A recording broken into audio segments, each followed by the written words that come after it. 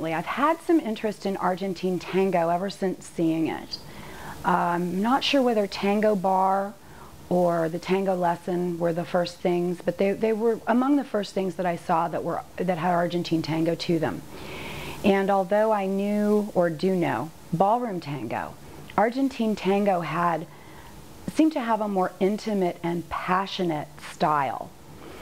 When I first came across Argentine tango in New York City at a studio called Dance Manhattan, I had the opportunity to work with a couple of teachers, and they were interested in West Coast swing and I was interested in tango, so we traded some material. Although I didn't get the opportunity to use it much, I was hooked. I really, really like Argentine tango.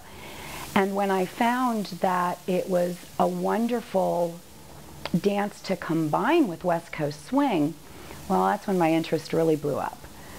I took a teacher by the name of Walter Perez from New York City, who's actually Argentine, on one of my dance vacations to South America. We had about 50 people and we went on a cruise from Buenos Aires to Argentina, or Buenos Aires, Argentina to Santiago, Chile. And he taught throughout. He showed us for a few days around Buenos Aires and taught us. And I had a couple of weeks to work on some of my tango and even some of the skills of learning it. Now I've brought it back to the Dallas Fort Worth area, and I'm teaching some workshops that combine Argentine tango and West Coast swing. What I've found about both Argentine tango and West Coast swing that is unique to other partnering dances is that at a very basic level, these dances teach you to relate to the music.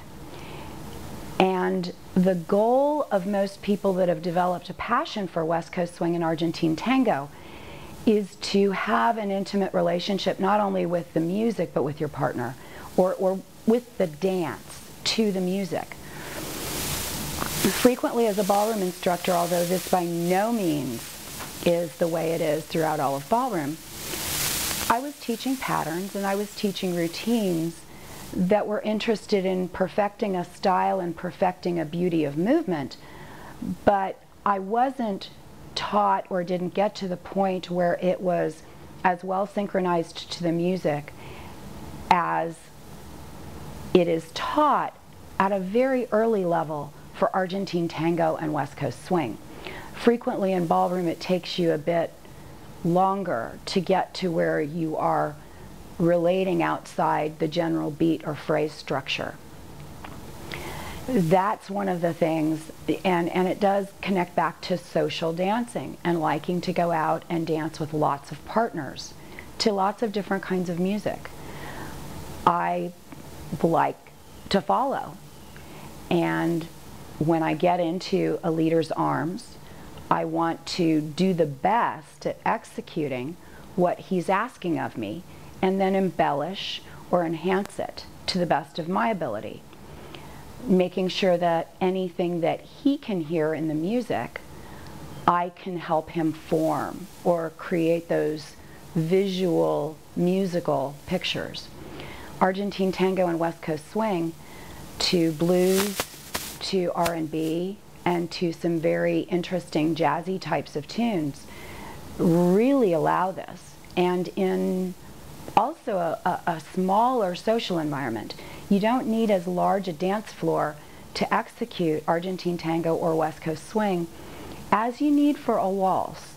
You can learn to scale down a waltz or a foxtrot, but Argentine tango and West Coast swing are actually danced as they've started as street dances. And even though we've applied some modern dance technique or classical dance techniques to these dances for enhancing or speeding up learning or form, they are street dances.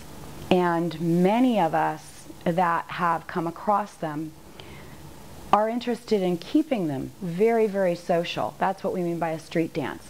They started in nightclubs, they've grown and evolved in nightclubs, And we want to keep them with that nightclub character rather than making them huge performance style dances, although they can also be worked that way. I love social dancing, and I hope that you do too. I think you can find that Argentine tango and West Coast swing make an absolutely wonderful union.